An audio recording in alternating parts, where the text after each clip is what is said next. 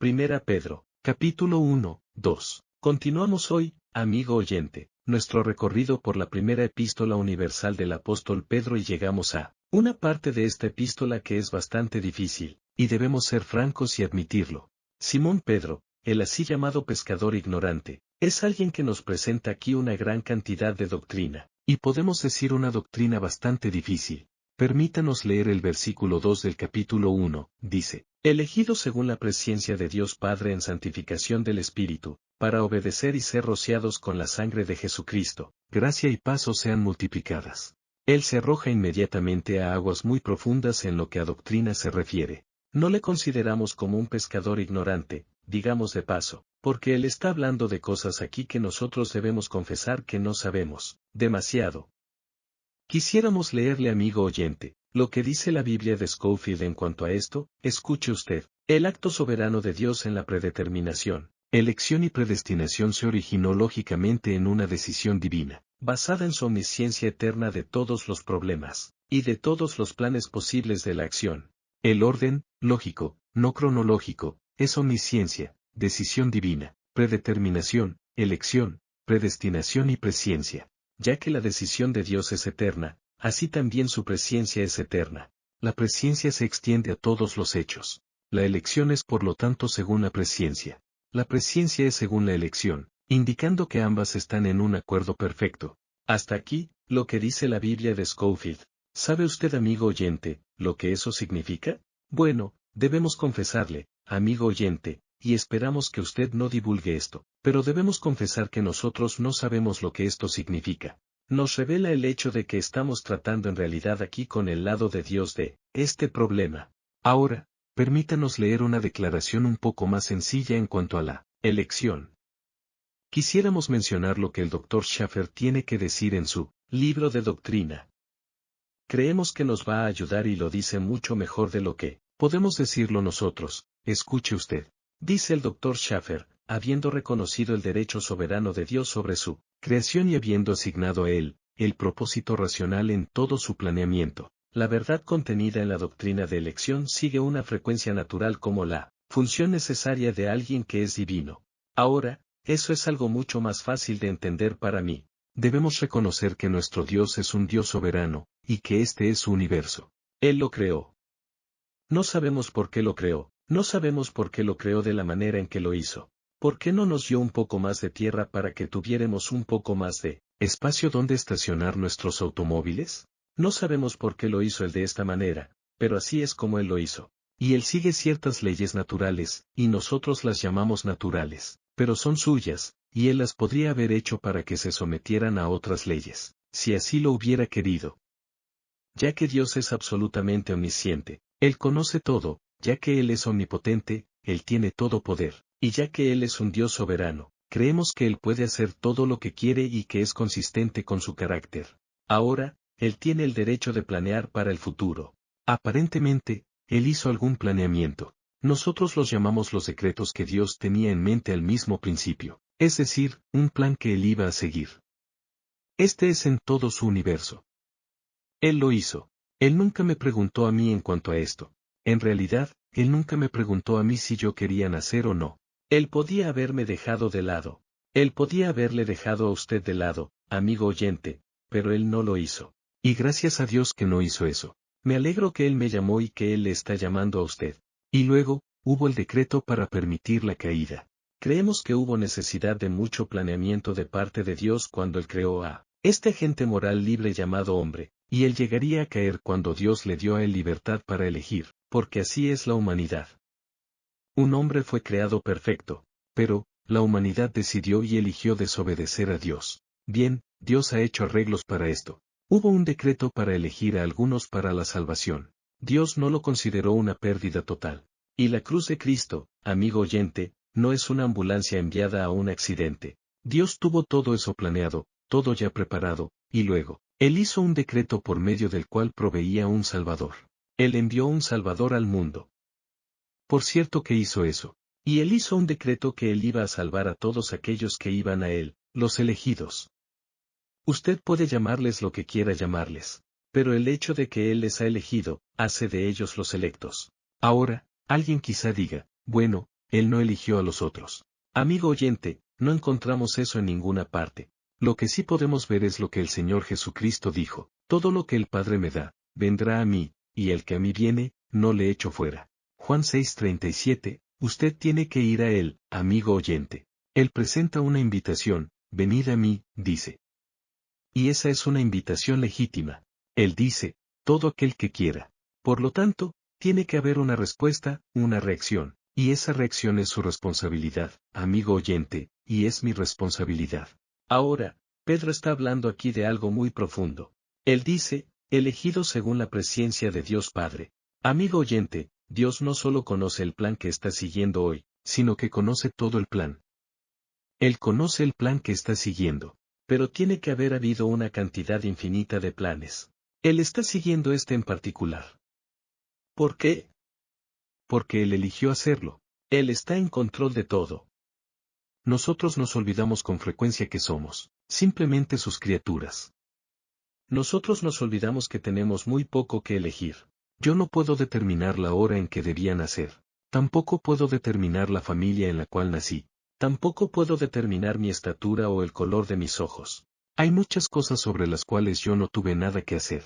Esa es la razón por la cual usted está donde está, amigo oyente, por la gracia de Dios.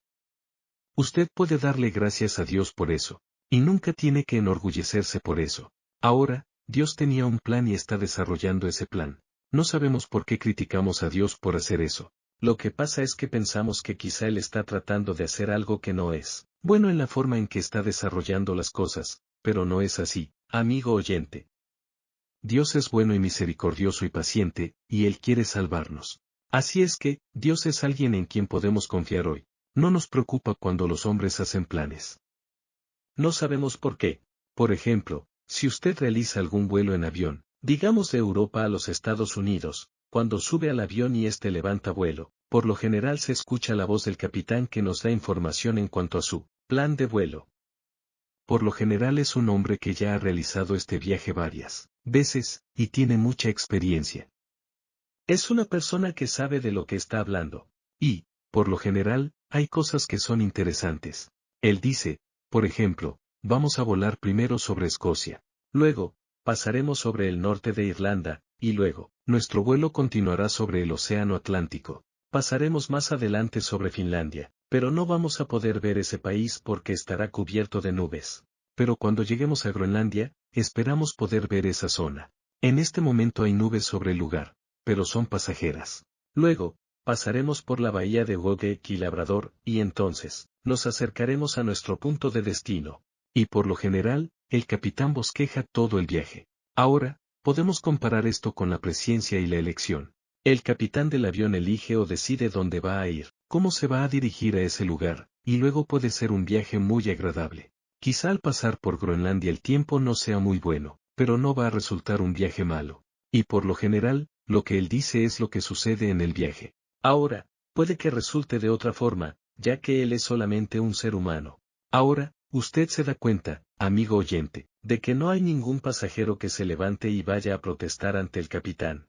No hay nadie que le diga: usted no tiene ningún derecho de planear nuestro viaje. Por lo general, todos están de acuerdo en que el plan es muy bueno. Nos alegra mucho, amigo oyente, saber que hay un Dios en este universo, y que Él sabe lo que está haciendo.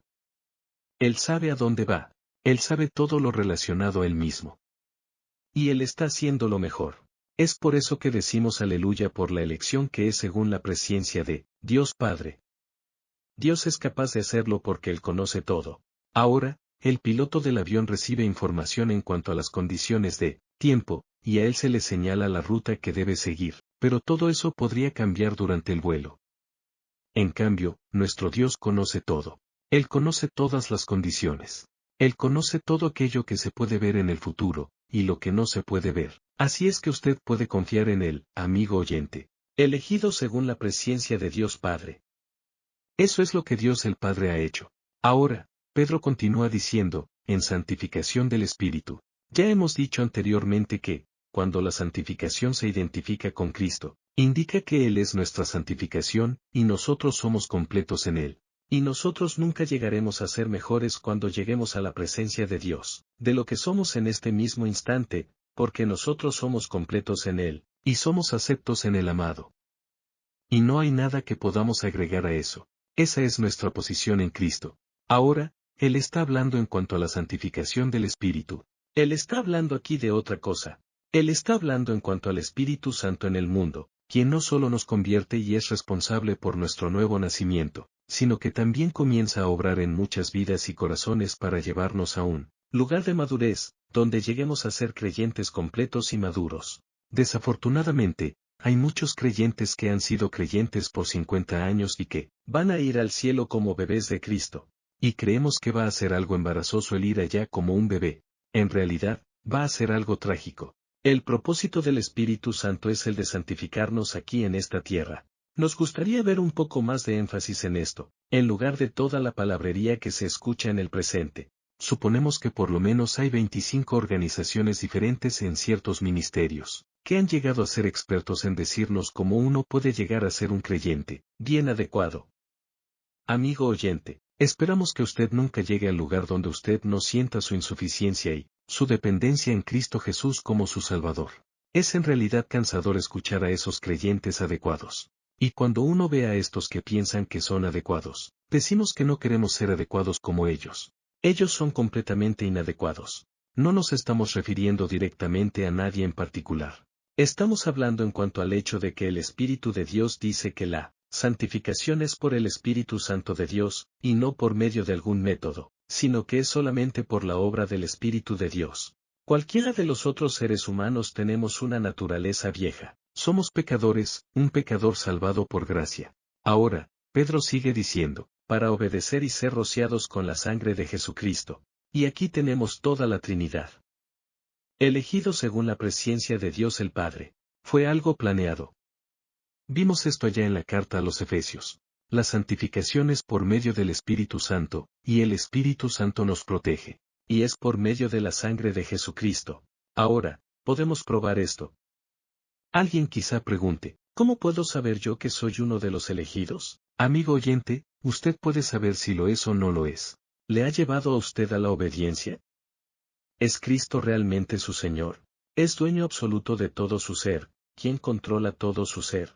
Y si lo es, entonces, usted le ama. Él dice, si me amas, guarda mis mandamientos.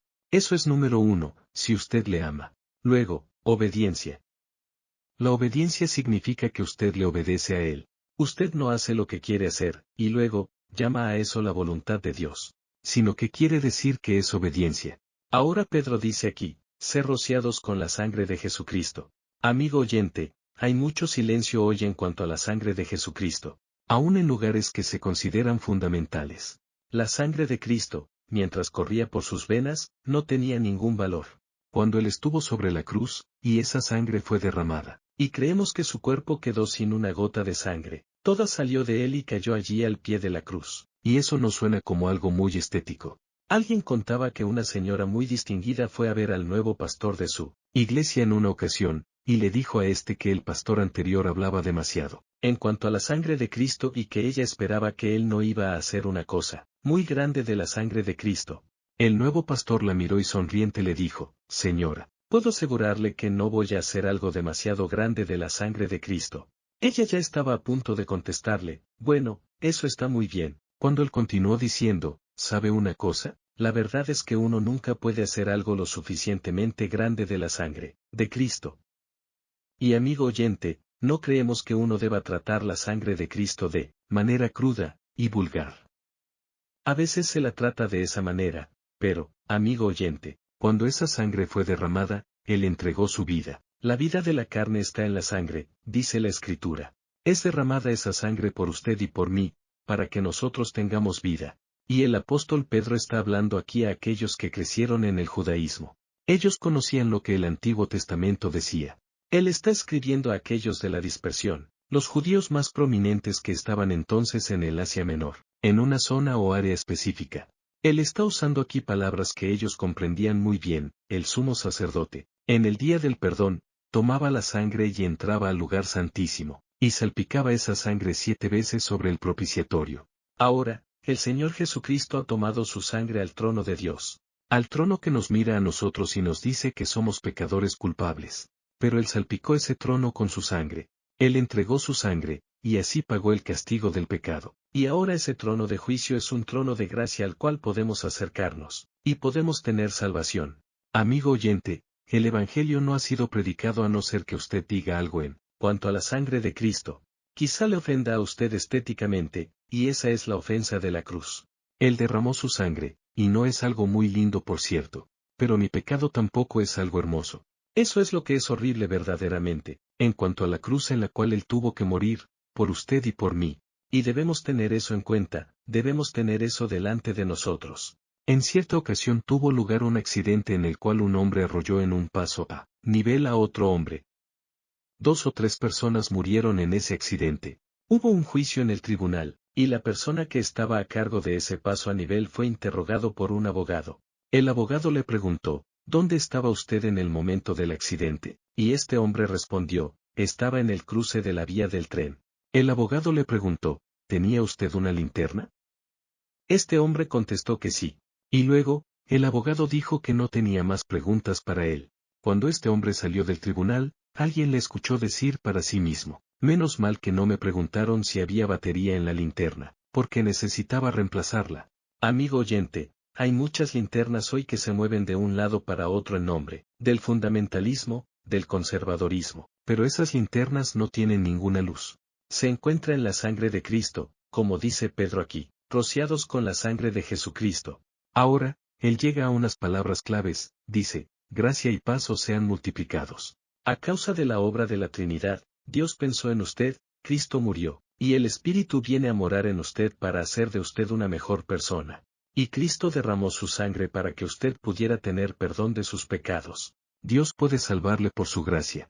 Y Pedro dice aquí, gracia y paz os sean multiplicadas. Usted nunca podrá tener paz, amigo oyente, si no es la paz de Dios. Amigo oyente, si usted pertenece a algún curso, y usted no es un creyente en Cristo, si usted no cree que Cristo derramó su sangre por sus pecados, usted no puede tener paz en su corazón.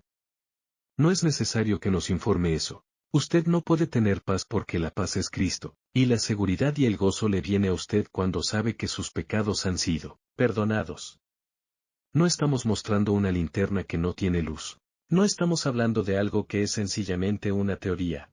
Estamos diciendo lo que Simón Pedro dijo. Ese pescador sabía muy bien esto porque Jesús se lo había dicho a él personalmente. Él sabía esto porque él vio morir a Jesús, él vio donde fue sepultado, y le vio después de haber resucitado. Y este hombre sabía muy bien esto en su corazón.